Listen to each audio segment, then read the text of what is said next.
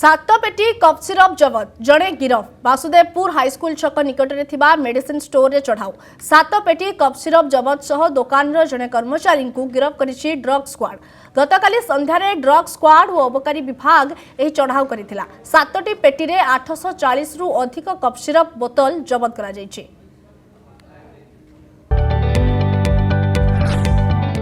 जदि आपंक आम भिडी भल लगा तेब आम चैनल को लाइक शेयर और सब्सक्राइब करने को जमा भी भूलु नहीं।